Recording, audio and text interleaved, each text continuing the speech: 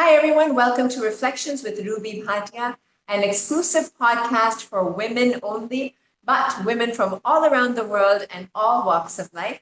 This is in association with IIW, Inspiring Indian Women, which is a not-for-profit NGO based in the UK and in Mumbai. Today, we are honored to have with us Dr. Bhavjit Kaur, who has three clinics, Health and Aesthetics, SkinSutra, and Tuhi, and also has an exclusive line of skincare products called SkinSutra. So Dr. Bhavjit Kaur, welcome to Reflections with Ruby Bhatia. And the first thing I think that reflects to the world is our skin. Okay, so how has been your journey so far? You're a doctor, you're very experienced, you have 33 years of experience. So can you tell us a little bit about your journey? Yeah, thank you, Ruby, for inviting us, and thank you, Inspiring Indian Women, for making me part of Inspiring Indian Women and doing all the good work that you do, not only helping women to get more confidence and to progress more in their lives, but also helping other people who are in need, doing a lot of charity work and raising awareness about India all over the world. That's what I would say. And I'm like very lucky to know Rashmi, and it's very kind of her to make me part of Inspiring Indian Women and giving me this platform with you, Ruby. Yes, Thank you thank for you. having me as your guest. So my journey in medicine started when I was 4 years old. So my grandfather, yeah, so my grandfather, like my mom's dad, he used to call me doctor when the age I was 4 years old. He got me a doctor set, and since the age of four, I wanted to be a doctor. And there Oh, was no other way. There was no other choice. I always wanted to be a doctor from four. And then, so I was practicing in India. I was a pathologist and I became a GP there in India, moved to this country. And when I moved to this country, there were childcare issues and everything. So I didn't want to train again. And my sister in India, she was having glycolic peels and everything in India. And being a pathologist, I just didn't know about peels that time. And she asked me a question, you're a doctor, you should know about peels. I said, well, not every doctor knows about everything. So right. that prompted me to go for my training in peels. Then I went into more of skincare and everything. And I myself suffer from melasma, which is pigmentation of the face, and acne as a young person. And I Okay. had acne, so I have acne scarring, and everything that we did that time, now I know was not right. It was not good. I have two children. They suffered from acne. And so I was so um, privileged to have more knowledge about skin that I could guide my children how to take care of their skin. Right. So it gives me a lot of, pleasure, satisfaction, contentment when I am able to help people with their skin. Sometimes people feel that whatever I do, it might create body dysmorphia or other things in people, or I make them conscious of the skin. So my advice is for everybody. If you want to take it, you take it. If you want to correct it, you correct it. See, some people are happy with their skin, whatever it is. Yeah. Right. Some people are happy with their weight, their hair, their lifestyle, everything. But some people are looking for help. So my advice is for people who are looking for help, and I want to tell them help is available and this is what you have to do.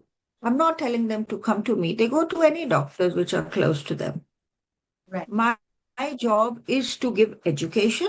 What you do of that education depends on your choices and your lifestyle and your affordability. So everything and how much it affects you. So everything depends on the person who's taking the education from me. So I Okay. love So, taking care of the Dr. skin. You're very humble. Okay. But I don't No, want you to get humble on this show. I want everybody to know the amazing work you're doing. Now you have three clinics of your own in England, right, in the UK. You have Health and Aesthetics, you have Skin Sutra, you have Tuhi. So tell me about these three clinics. Where are they located and what do they do? So Health and Aesthetic Clinic and SkinSutra Clinic are situated in Southeast London, in Greenwich area. And then Tuhi Clinic is in Orpington and London Bridge. We do a lot of treatments for skin of color because in the Greenwich area, there are a lot of ethnic minorities which are staying there. So I was very lucky to not only learn from myself, my own education and doing my courses, but I learned a lot from my patients. So when the patients come to me and they come up with situations that I am not exposed to before, and that makes me read more and work more and increase my knowledge. And it gives me a lot of satisfaction when I am able to help them. Okay. So, and that is why we also developed SkinSutra skincare range, and that was developed during COVID time. Our clinics were closed. It's just like I don't feel like sitting down. I need to do something. I was at home for 1.5, 2 years. I could not see my patients, only video consultations. And during video consultations, I can only tell them about skincare that they can do at home themselves. So that prompted me, why don't we develop our own range, which is more affordable? Because the other brands are not that affordable and we are just paying them more. We buy for more, so we sell for more. So I started looking out to develop our own skincare range. And like our patients, they just love this skincare range and it has everything in it. Like what So, kind of uh, products do you have? So we do have like three types of face washes depending on your type, skin type. And the skin also changes with age, it changes with season. So again, so we have skincare face washes, three face washes that caters to all age group, all types of problems on your skin and different seasons. Menopause, postmenopause, premenopause, teenage. So it ranges for everybody. Then we've got vitamin C serums, which are antioxidants. Then we have like pigment balancing dermal clear, which is for pigmentation that can happen from sun damage because of aging and other thing. Now, when I was a child, I we did not know that you should use sunscreen, Yes. every day. If Right. if I had used sunscreen, if when I was a child, or not child, like after the age of 12, and had not exposed myself to sun, not played out in the sun without sunscreen, probably I wouldn't have had pigmentation because the effect of sun is cumulative. It starts from day one you're exposed. It's imagine your skin is like a cup and you every time you go to the sun, your cup fills a bit with pigment. So every time you go, the cup is filling up. And there comes a time when there is no more space in the cup, which is your skin, and the pigment starts overflowing and it is visible on your skin. So the problem does not start in older age. The problem starts in younger age, but we only see it when we are 40 plus. So you Yeah. educate people also about the correct use of sunscreen. Yes, so there is a correct use of sunscreen, correct dose of sunscreen, how to apply the sunscreen, how to repeat the sunscreen, even applying sunscreen indoors. So there are lots of things, that are there in sunscreen which we didn't know. I didn't know before I started doing it. So before 16 years, I didn't know that why sunscreen is most important. There was an Indian doctor, he did a research that even if you use only sunscreen for 6 months in the correct dose application, you can reverse your pigmentation in 6 months just by using sunscreens. That's fantastic. So you have so much in-depth knowledge, so much of research you have done in the field of skincare. What exactly do you offer at your clinics? Which treatments do you offer?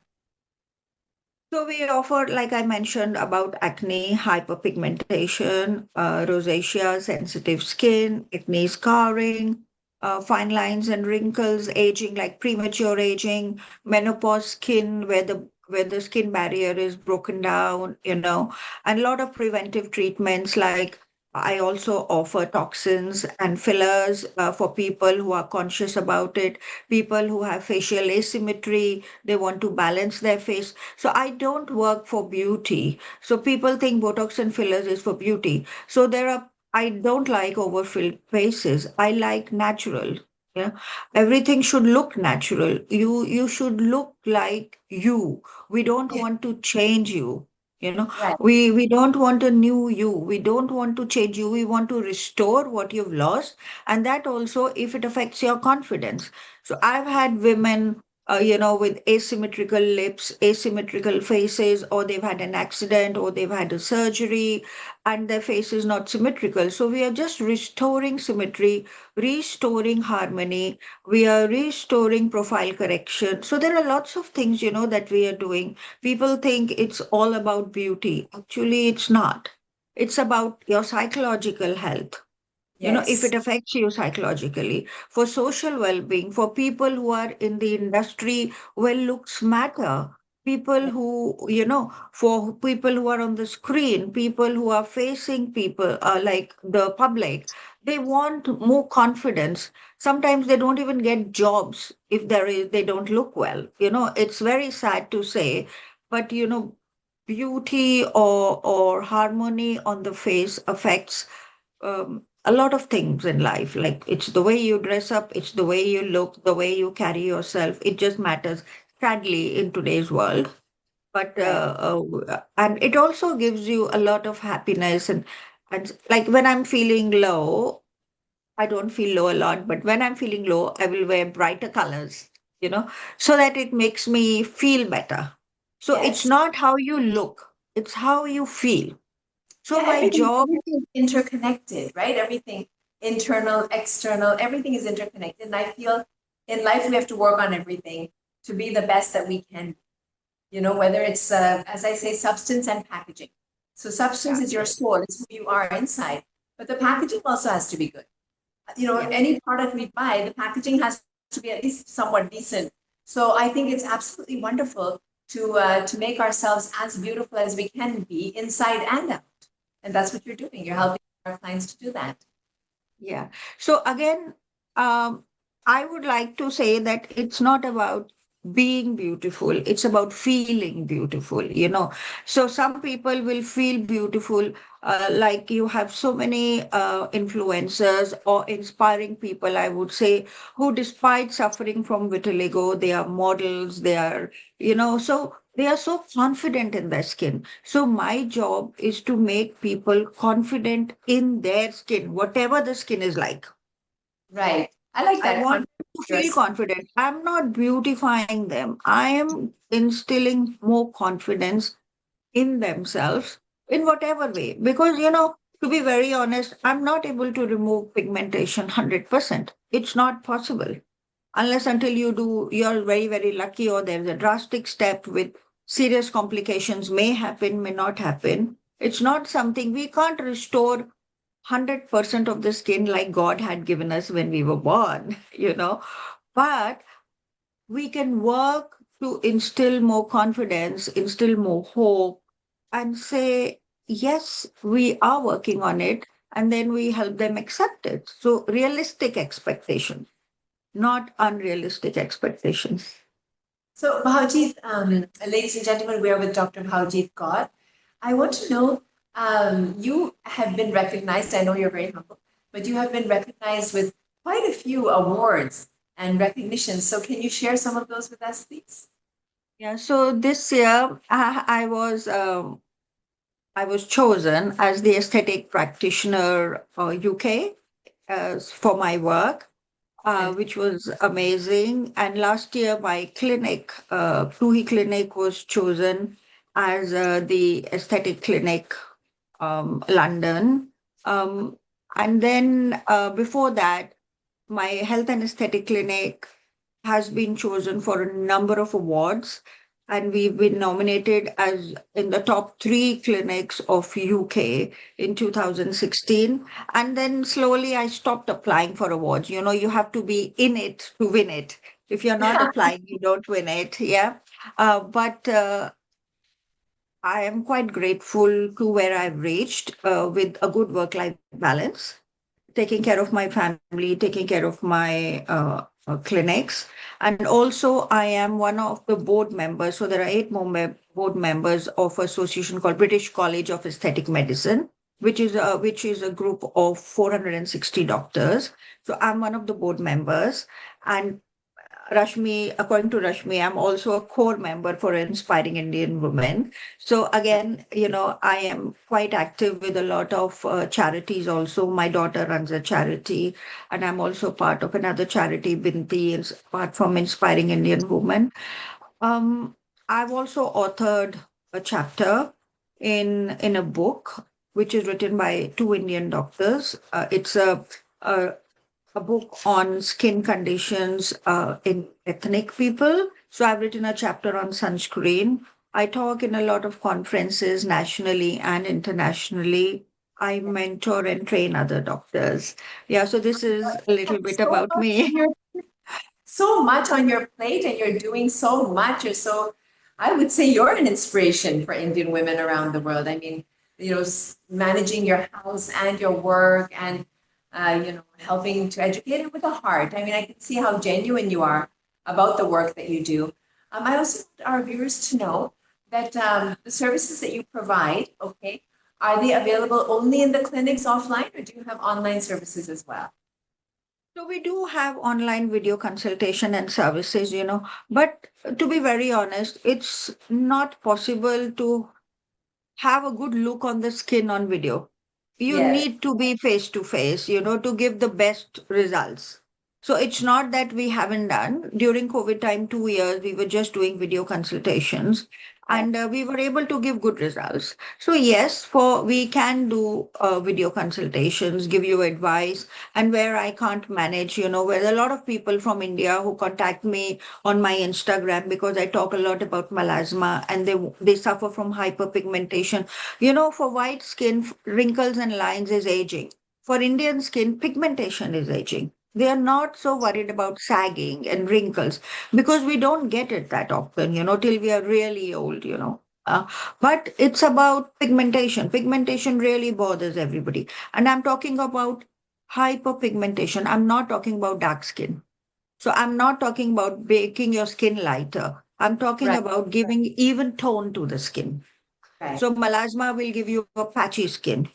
So when person have patchy skin, we want, and your normal skin is lighter than the darker skin, the darker patches. We just want to stop the darker patches from coming. So for everybody, it's not about bleaching your skin and becoming fair. It's about restoring the health of the skin to what it was before you got hyperpigmentation. I just want to clarify that. Yeah.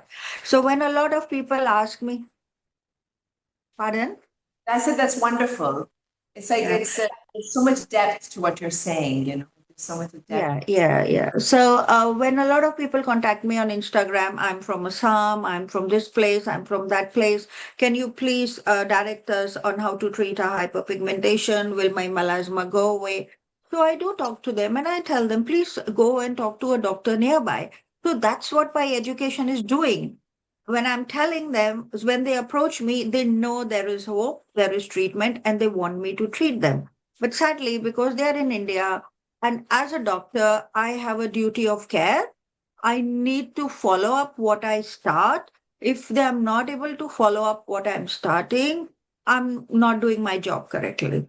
So my duty of care does not let me leave my patients like in between, nadi ke beech mein chhod diya and then they don't know what to do. So Right. and they might need help, they need some hand holding. So I tell them, please look for a doctor close by, a skin doctor, and they will definitely be able to help you.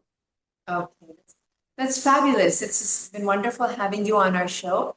Thank you very much for joining us, and thank you for all the good work that you're doing, Dr. Bhavjit.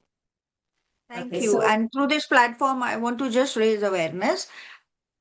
If you want to take care of your skin, if your skin does affect you, your mental health, or your social well being, please ask for help. It is available, and there are lots of products available over the counter also.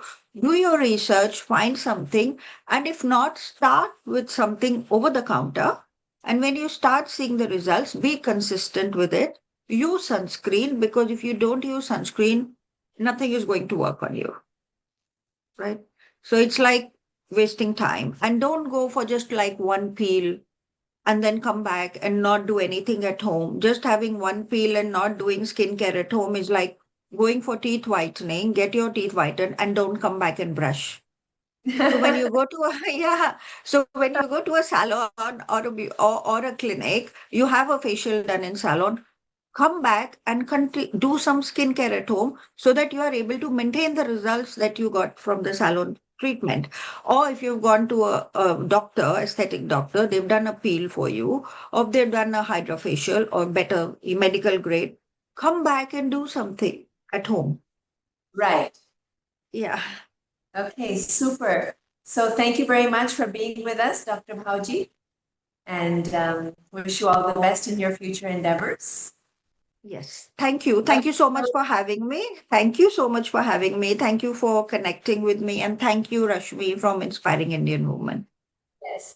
So, ladies and gentlemen, that was Dr. Bhavjit Kaur. She's a skin specialist based in the UK, and you can reach her on the details which are given in the biodata or bio or whatever we call it. Ladies and gentlemen, this is Reflections with Ruby Bhatia, an exclusive women-only podcast in association with Inspiring Indian Women, which is a not-for-profit NGO based in the UK and in India. So thank you all for watching. And all of you out there who want to join us on this show, you just have to be a woman and you have to be passionate about what you do. So do contact us and we'd love to have you with us. We'll see you on the next episode of Reflections with Ruby Bhatia.